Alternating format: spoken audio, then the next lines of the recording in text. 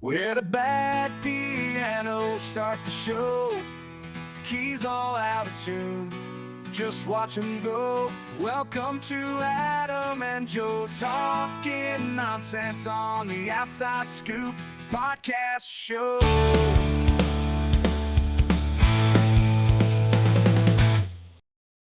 Yeah.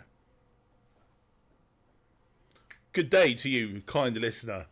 It is the 14th episode of the Outside Scoop with him, Adam, and me, Joe.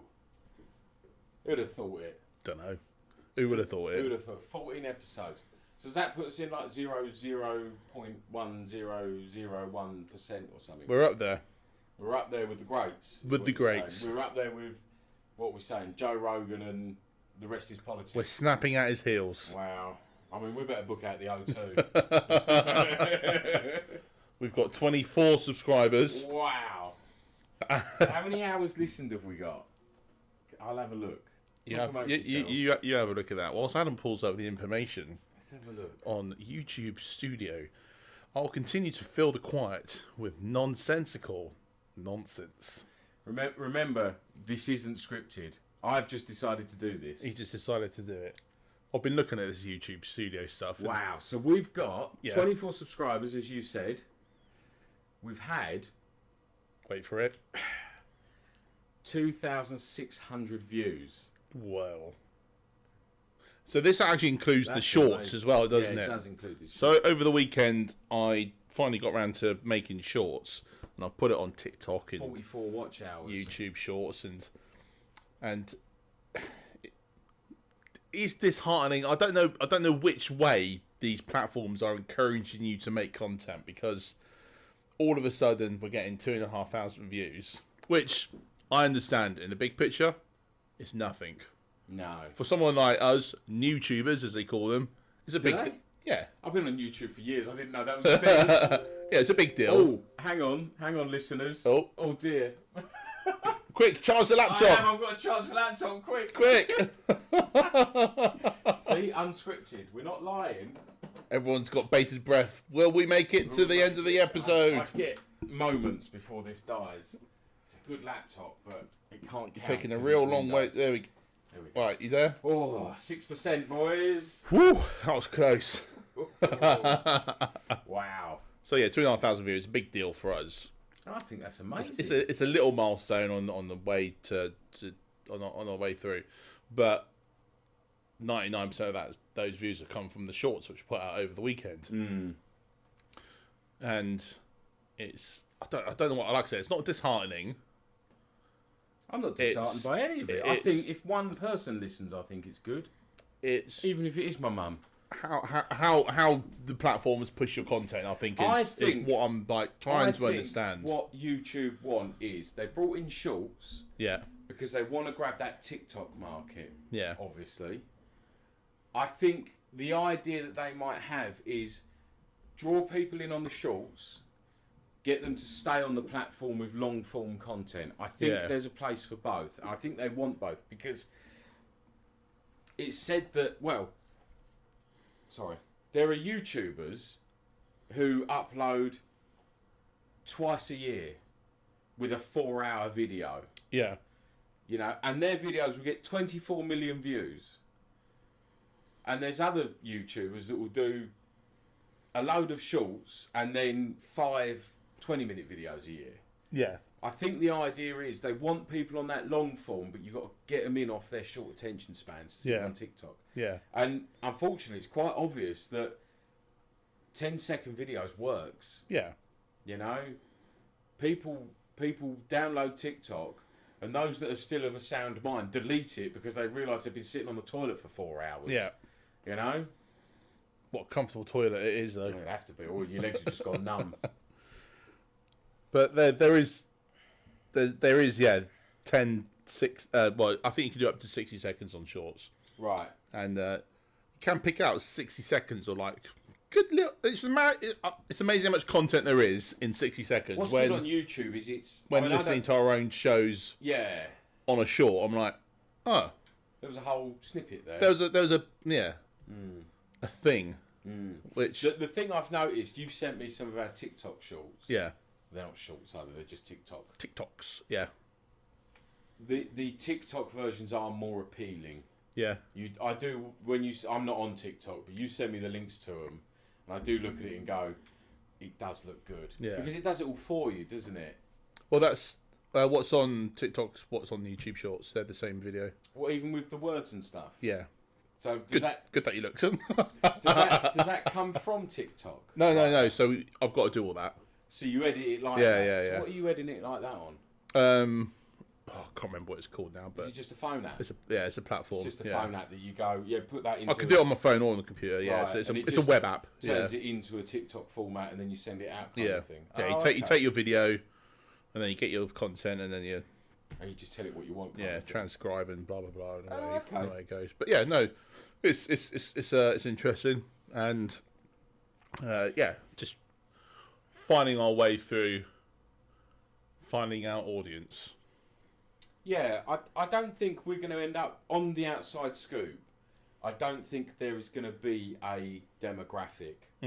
I think it's just going to be anybody who's a bit bored. What, listen to two other people talking about boring things. They're just going to go, I'll just listen to them while I'm sitting on the train. I Yeah. think that's going to end up being our demographic, because you've got the sailing podcast and you've got people who do motorbike podcasts and any hobby under the sun. Yeah, we're gonna be quite generous, aren't we? But we will just talk about anything, which is We'll look back. We'll look back on this episode when we've become right-wing extremists because that's there's where a the money is. yeah. Brain force. So yeah, when we're forcing that down everyone's throat, we'll go. Vote back What were we Boris and- thinking? What were we thinking? As we're earning millions, Yeah, spouting out. just racist Yeah. nonsense. Yeah, desperately going. How do we get out of this? Yeah. Damn it, we're in a death spiral. We can't pull out. We're in a death spiral, straight to prison. Speaking of death spirals, I wanted to just pick up on a few headlines this week. So Was that poor taste? I suppose it could have been poor taste. I'll get to that in a minute. But I actually wanted to talk about whether it's, I don't think it's news, it's just something I saw on the internet. And I don't know how much weight's behind it, so look into it yourself or whatever. But scientists in Sweden tried to recreate the experiment from Super Size Me. So Morgan Spurlock, where he ate McDonald's for 30 days, yeah. So he ate McDonald's that was breakfast, 2001 or 2, wasn't it? whenever it It was was. back then, yeah. So he ate breakfast, lunch and tea, 3 meals a day. All he'd eat was McDonald's. And if they said, "Would you like that supersized?" he'd say yes, He please. said the rule was he had to say yes. Yeah. So that's what he had, and he did that for 30 days. So just let me interject quickly. Yeah. What I'm hearing is we're doing our own experiment. Yeah. We're doing 30 days of McDonald's. So these scientists in Sweden tried to do this, Yeah. and they wanted to replicate the results which he had, namely the weight gain, Yeah. fatty acids on his liver or whatever. Yeah. Some of the markers within his blood work suggesting that he's killing himself by doing this. Yeah. And these scientists were trying to do it. They're scientists. I've not read the study, but I've just read the headlines like everybody does, and just make my own opinions of it. And they're probably wrong, but they can't replicate what he did. Right. They can't get the same results. Is that because I would say McDonald's has probably quite fundamentally changed since then? Because European McDonald's is different to American McDonald's as well. Yeah, you could say that. There's probably some truth in that. And so a few things they couldn't do. They couldn't match the calorie content. Right. They couldn't work out because I've not seen the numbers, but whatever the calories was he said he was consuming versus what is actually in the McDonald's, Right. they weren't adding up. Really? Because I think he was saying if you ate 3 McDonald's a day, then you're having twice the amount of calories Right. in a day, which should be than normal. Okay. And they couldn't quite get that number. Right. It's probably higher, but they couldn't get that number, and they couldn't match the weight gain, the things wrong with his liver, and blah blah And all blah blah. the blood numbers. Yeah. And so apparently, what actually has happened? He did a podcast or an interview, whatever, sort of recently. Yeah. Well, I say recently, could have been the last couple of years. And he said he's not spent more than a week sober in the last 3 decades. Ah. So it turns out he's an alcoholic. So he would have been an alcoholic while supersizing me. Yeah. And what Which we're would actually explain the fatty witnessing, liver. what we're witnessing is him going through detox during this time. Really? Him throwing up, him having the shakes, him having like cold sweats. Really? Was actually him detoxing from the alcohol. And sort of the higher numbers of the calorie intake would have been his also drinking whilst doing it. So half detox, half binging, and what we're watching isn't actually what it's supposed to be. So Not to say you should be going out there eating McDonald's 3 times a don't day, eat McDonald's 3 times a day every day. but the experiment was flawed because That's a shame, isn't it? he's supposedly an alcoholic. Right. That's a shame. I just thought it was interesting because it's like, oh yeah, because he was sick, he was throwing up, and He there was was. like, and even in the show, it says the doctor says, if I was to guess, I'd be looking at the liver of an alcoholic. He does say that. Yeah. Yeah, you're right. He did say that, didn't he? And no one picks up on it. Not for 30 years. Yeah, and you say that there's reports in an interview. He said, "Oh, I've been an alcoholic for 30 years." Yeah. Ah. Yeah. There we go. So, supersize me experiment, yeah. And go. I think it would financially cripple you, wouldn't it? Eat McDonald's 3 times a day. It'd be it's going to be 15 quid a day, isn't it? Yeah, I don't know. Yeah. 3-4 quid for breakfast. Yeah.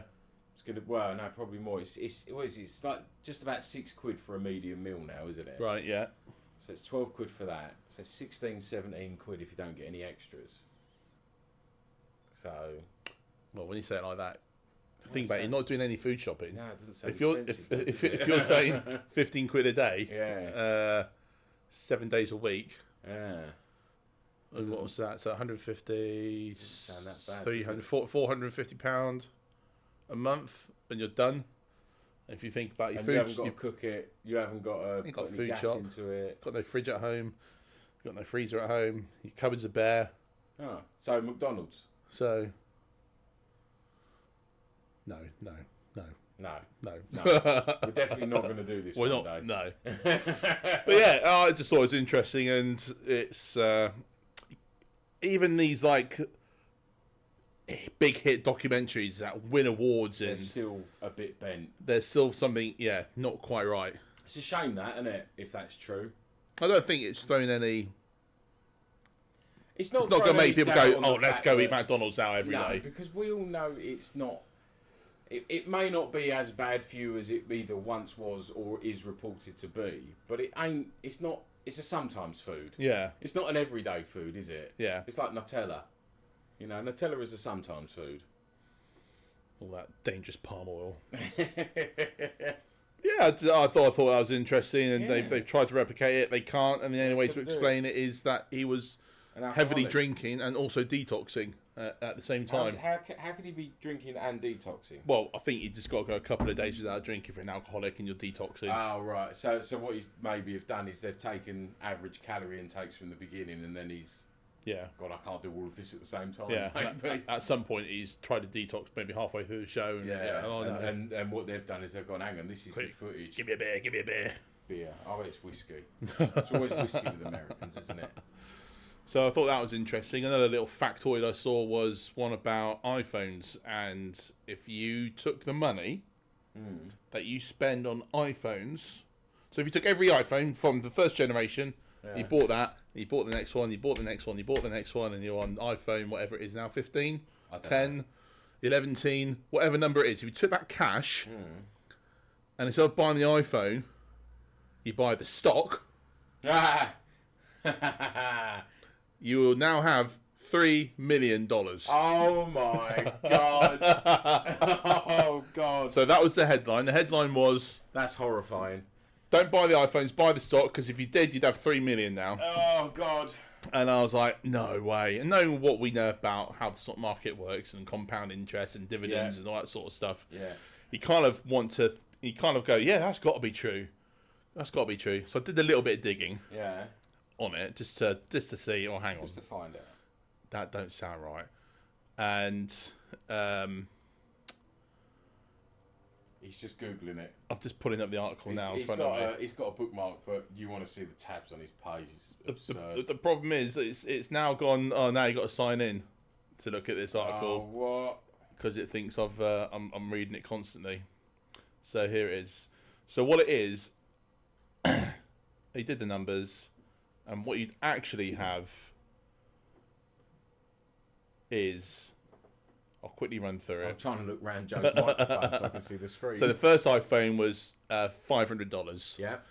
And the shares back then were, oh my god, pop-ups. The pop-ups are insane on this website. He's had 5. It was $500, and the Apple share back in 2007 was $4.37. Okay, so that's 115 shares you could have purchased. Yeah. So if you bought that then instead of the iPhone, you would now have $20,000. Wow, so there is money in it. If you bought $500 of shares in 2007, you now have 20,000. Wow. And the list goes on. So we'll skip forward a few years. We'll go to 2010. The iPhone was $600. Apple share was $9. That would now be worth $11,000. So if you spent $600 in 2010, you'd have $11,000. Right. We'll skip forward a little bit more. Go to 2020. iPhone was $1,000. And you'd now have $1,500. So as the price of the phone goes up, you get less money out of it, haven't you? So well, the share price is levelling out almost. What you would actually have is if on the release day, if you bought the shares instead of the iPhone over the last since 2007, you'd now have $117,000. Still pretty good. Not the 3 million. So the 3 million actually comes from if you took the $20,000 you spent on iPhones over the last 13 years and put it in the beginning, you'd now have 3 million. It's still an impressive number. That's still, if you put 20 grand into a stock in, what's that, 17 years or 17, 16, 15 years. Not long ago, really, is it? You'd now have 3. So if you put 20 grand in it, waited 20 years, you'd get 3 million out. Yeah.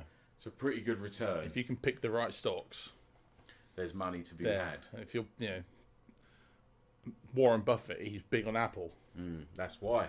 And that's why, because he made bank. Made money. Made money.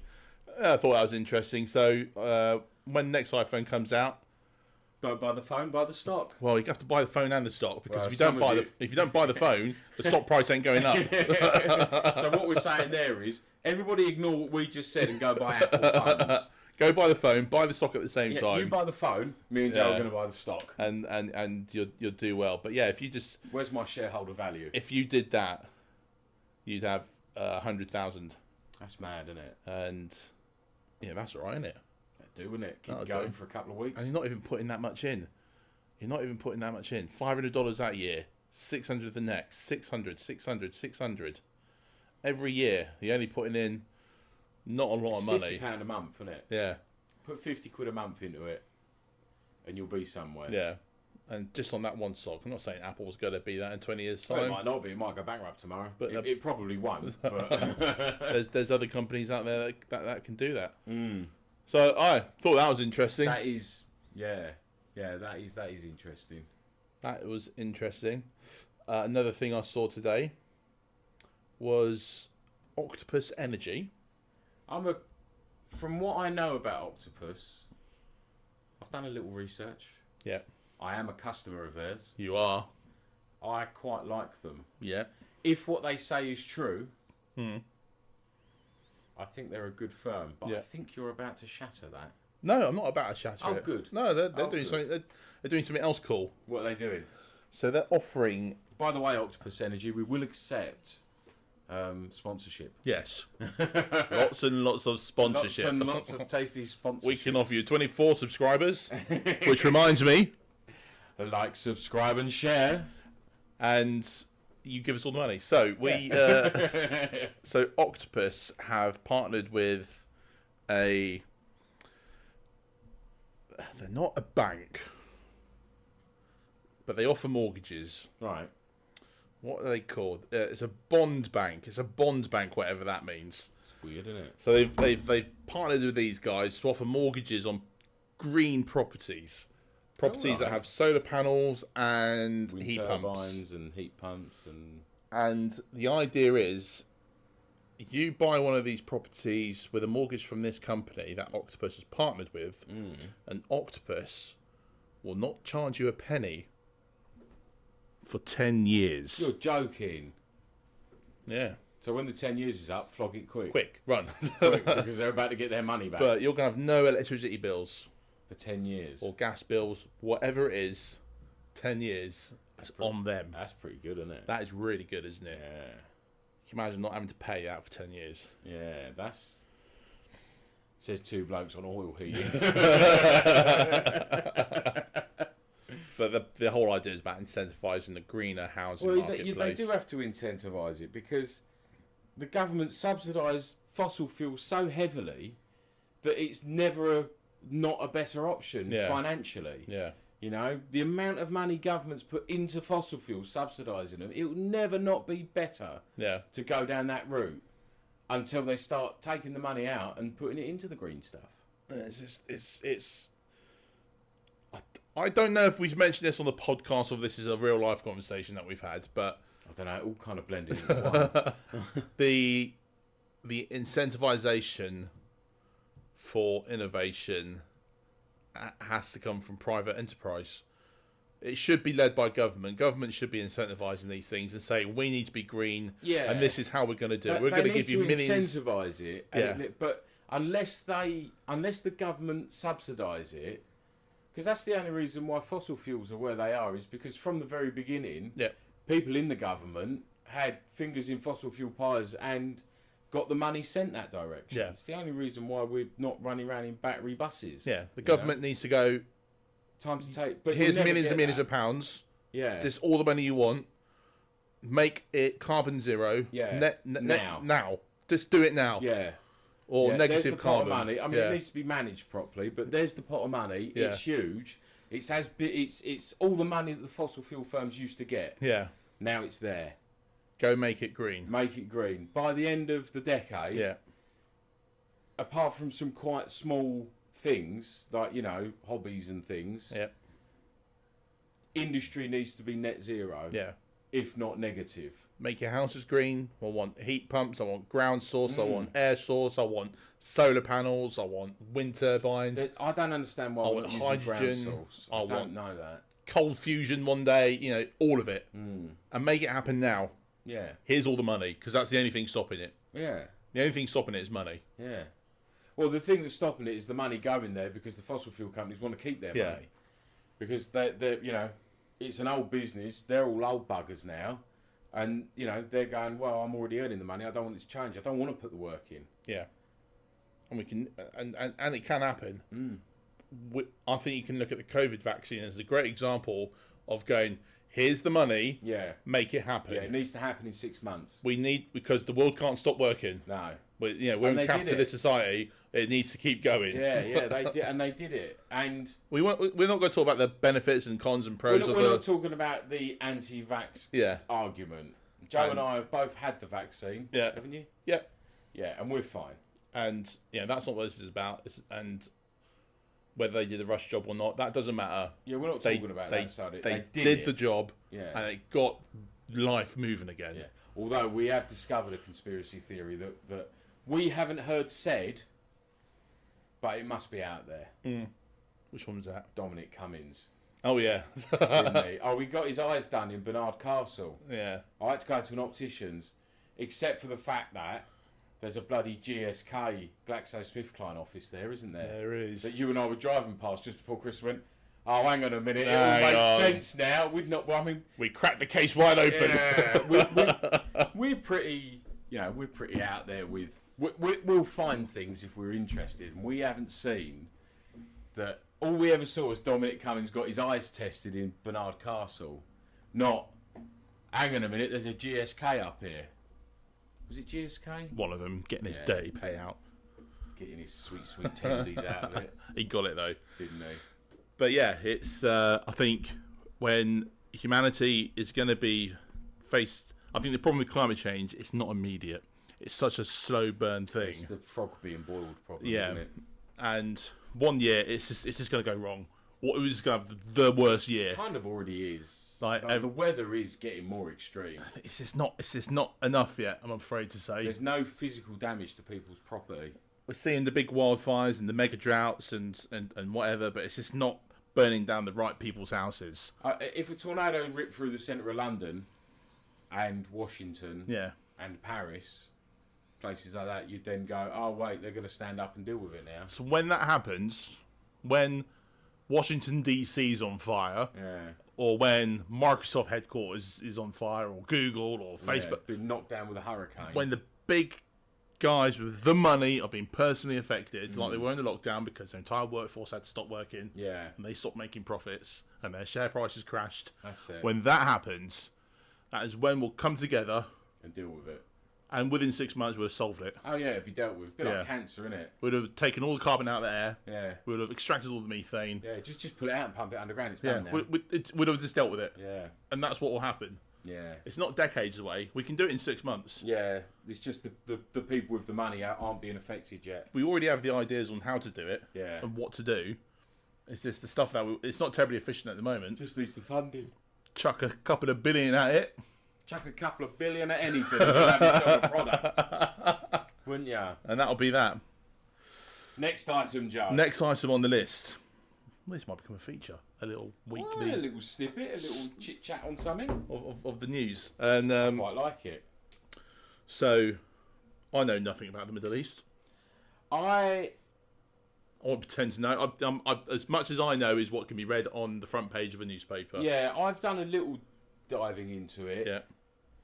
But most of what I've learned to understand can be dealt with by watching Adam Curtis's documentary on hypernormalisation. Yeah. It's all as bent as you can imagine. Yeah. It's all as corrupt and, like, from what I can understand, basically Henry Kissinger needed instability in the Middle East so that the West could be stable. That's the TLDR that I get from it. Yeah. So the Iranian president died this morning in a helicopter crash. Which is it feels like a big deal. It feels like a big deal, but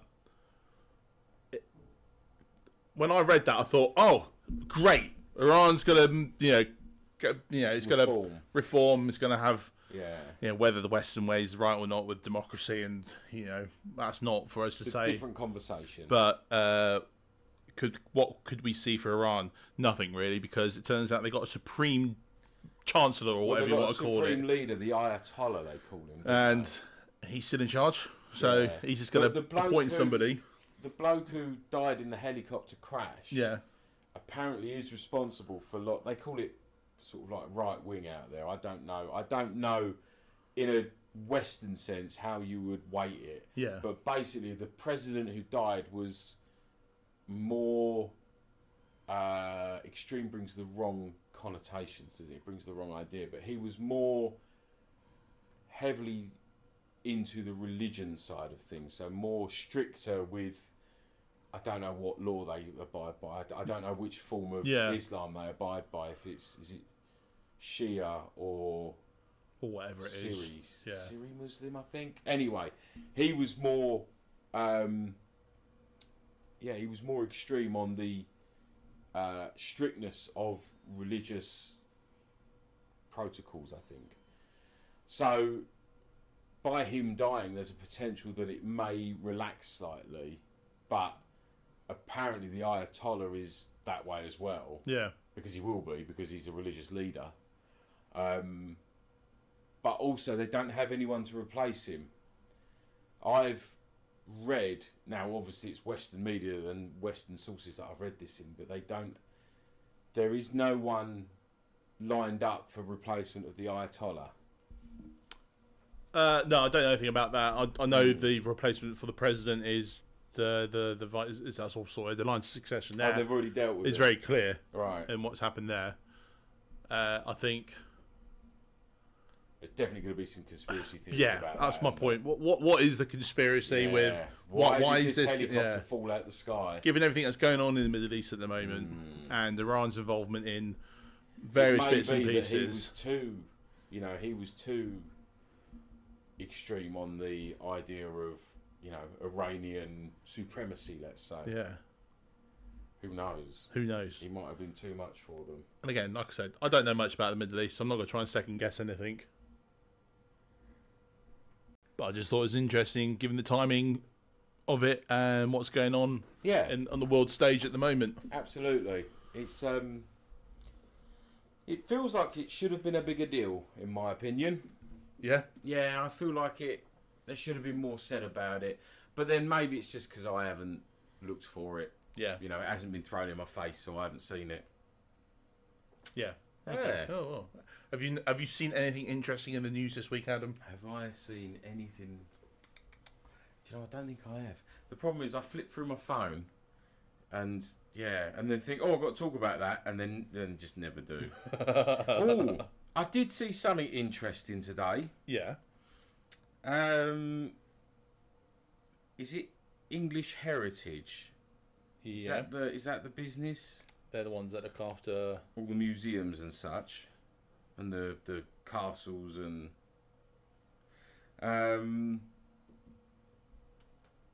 they did a piece on the least visited museums in the country. Ah, yes. I Yeah. saw something about Yeah, this. they did a piece on that, and the least visited museum in the country is on Canvey Island. Oh, we best go to Canvey Island. I've just moved from there. Well, not Canvey, but near there.